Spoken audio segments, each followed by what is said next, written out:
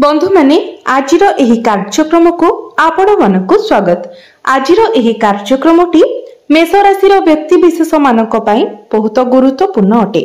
कारण आजिर एही वीडियो रे आमे माने जानिबा जे मेष राशि व्यक्ति विशेष मानक पई 2025 मसीहार अंतिम मास अर्थात डिसेंबर 2025 किपरि रहिबो।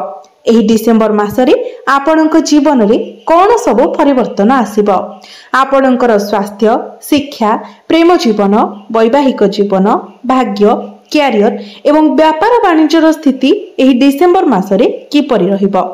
तो से विषय रे जानिबा पई आपण माने वीडियोटी को स्किप न करी शेष पर्यंत निश्चय देखंतु एवं वीडियोटी को लाइक करी चैनल टी को सब्सक्राइब करि दियंतु।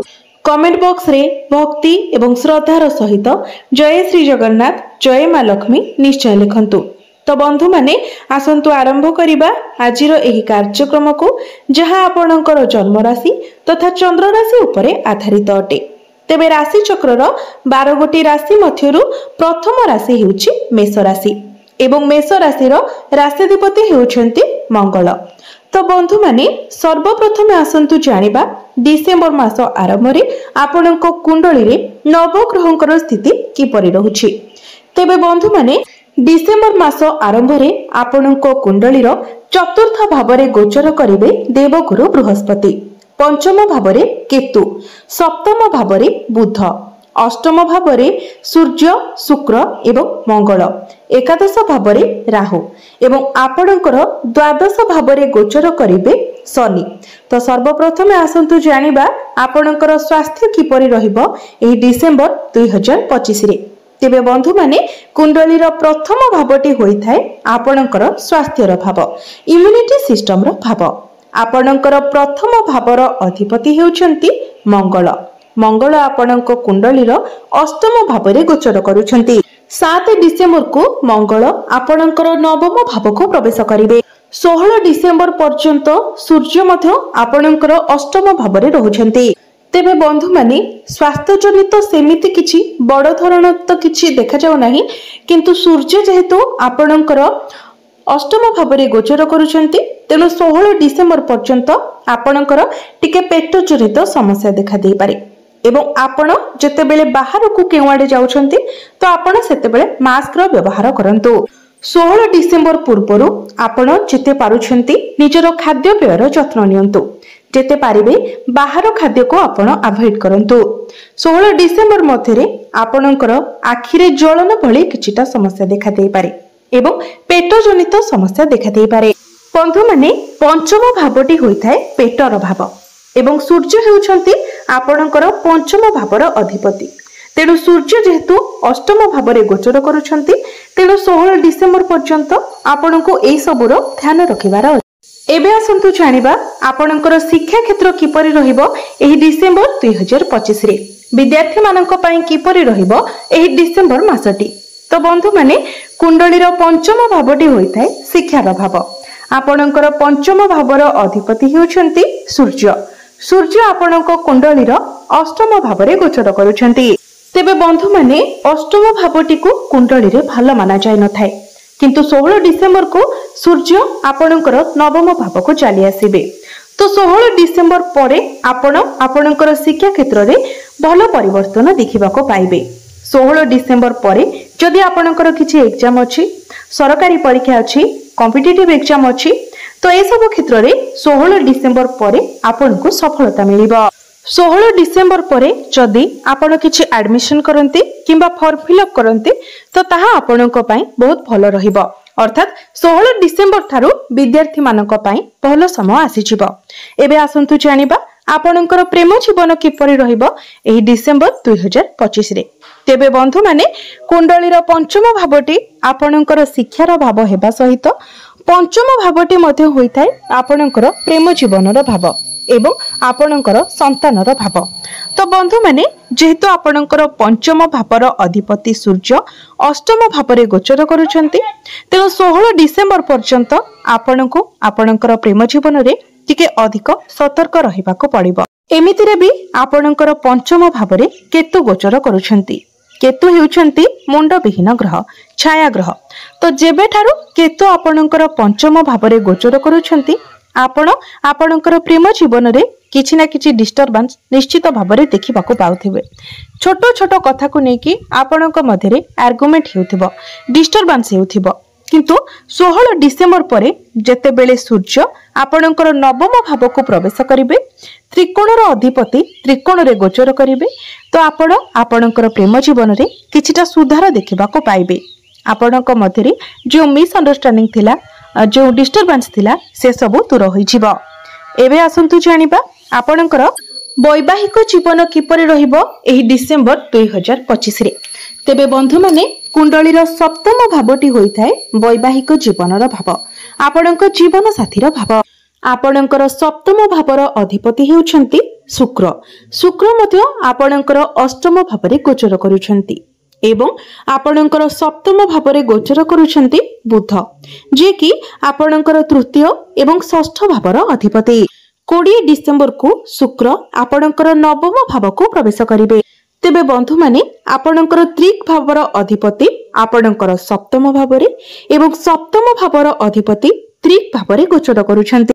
तो 20 डिसेम्बर पूर्वरु आपणको आपणकर वैवाहिक जीवन प्रति टिके अधिक ध्यान रखिबार अछि।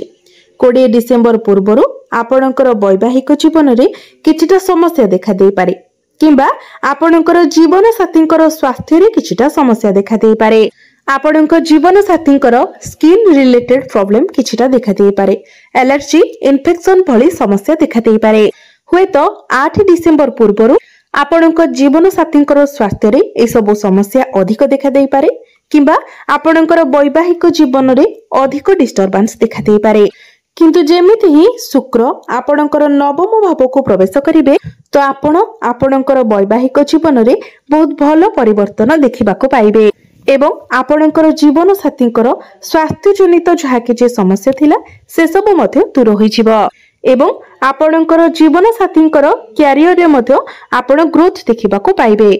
एबे आसंतु जानिबा सबुठारु गुरुत्वपूर्ण विषय वस्तु आपणकर भाग्य, कैरियर एवं व्यापार वाणिज्यर स्थिति किपरि रहिबो एही डिसेम्बर 2025 रे। तो बंधु माने कुंडलीर नवम भावटी होइथाय भाग्यर भाव एवं दशम भावटी होइथाय कैरियर भाव। आपणकर नवम भाव अर्थात भाग्य भावर अधिपति हेउछंती देवगुरु बृहस्पति। 4 डिसेम्बर को गुरु आपणकर तृतीय भाव को प्रवेश करिवे। गुरु बक्री होई पुनर्बार पछकु फेरी आसिबे एवं बक्री गुरुंकर दृष्टि आपणकर नवम भाव उपरे रहिबो। एहार अर्थ हेउछि अचानक आपणकर एपरि किछि कार्य पूर्ण हेबो जहा आपणकर अधारे अटकी रहिथिला, जेउ कार्य पूर्ण हेबा पई आपण चिंतित थिले। 4 डिसेम्बर रु नै फेब्रुआरी किंबा मार्च मध्यरे किछि एपरि कार्य आपणकर पूर्ण होई पारे, जेमिति कि कोनोसी शुभ मांगलिक कार्य आपणकर गृहरे होई पारे।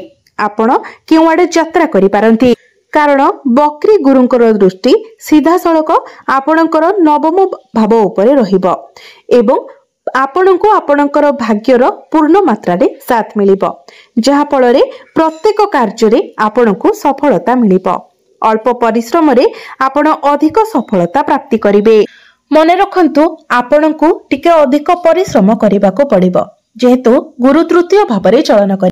किंतु आपण डरी जाई पछकु फेरंतु नाही, आपण आगको आगको बढ़ी चलंतु, कारण आपणको सफलता मध्य निश्चित भावरे प्राप्ति हेबो। कैरियर कथा जदि कहिबा तो आपणकर दशम भावटी होइथाय कैरियर भाव। आपणकर दशम भावर अधिपति हेउछंती शनि। शनि आपणक कुंडलीर द्वादश भावरे गोचर करूछंती एवं 2025 मसिहारे शनि आपणकर द्वादश भावरे ही रहिबे। किंतु शनि मार्गी होई सारिछंती, अर्थात आपणक उपरे जो कामर भार रेस्पॉन्सिबिलिटी बहुत अधिक मात्रा रे रहिथिला ताहा किछि मात्रा रे कम होई जिवो। तेबे बंधु माने जेहेतु आपणकर वर्तमान शनि 7.5 चलीछि, तो सबुठारु गुरुत्वपूर्ण कथा हेउछि आपणकर जन्म कुंडली रे शनिकर स्थिति किपरि रहिछि। जदि आपणकर जन्म कुंडली रे शनि उच्च स्थिति रे थांती, भल स्थिति रे थांती, तो शनि 7.5 रो प्रभाव आपणक उपरे सेतेटा पड़िबो नाही। आपण आपणकर कैरियर रे आपणकर जीवन रे बहुत अधिक ग्रोथ करिवे, आपणको बहुत किछि सफलता मिलिबो।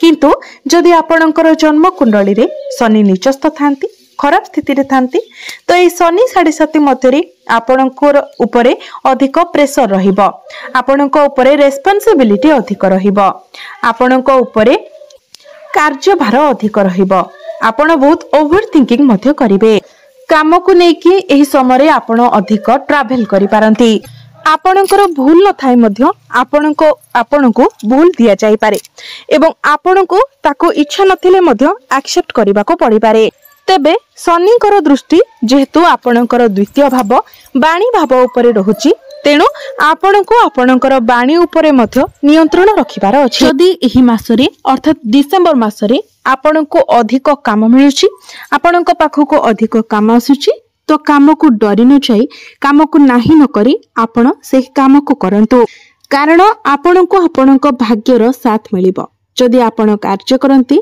तो निश्चित भाबरे आपण को बहुत अधिक सफलता मिलिबो कैरियर आपणकर एबे एवरेज रहिबो किंतु वर्तमान आपण जो परिश्रम करिवे ताहा भविष्यत रे आपण को फल निश्चित भाबरे प्रदान करिबो कारण शनि होउछन्ति आपणकर कैरियर भावर अधिपति एवं शनि जेहेतु आपणकर द्वादश भावरे गोचर करूछन्ति तो आपणकर टिके मूड स्विंग हेबो काम कार्य रे आपणकर सेतेटा मन लागिबो नाही किंतु ता परे भी आपणको आपणकर कार्य को ठीक भाबरे करिबाको पड़िबो तेबे बंधु माने एहा पई आपण प्रतिकार निश्चित भाबरे करंतु तेबे प्रतिकार गुडिक आमे वीडियो शेष रे जानिबा एबे आसंतु जानिबा आपणकर बिजनेस किपरि रहिबो एही डिसेंबर 2025 रे तेबे बंधु माने 20 डिसेंबर परे आपणकर बिजनेस बहुत भलो रहिबो ता पूर्वरो आपणकर बिजनेस रे टिके खर्च देखा जाउछि बिजनेस आपणकर 20 डिसेंबर पूर्वरो एवरेज रहिबो किंतु 20 तारिख परे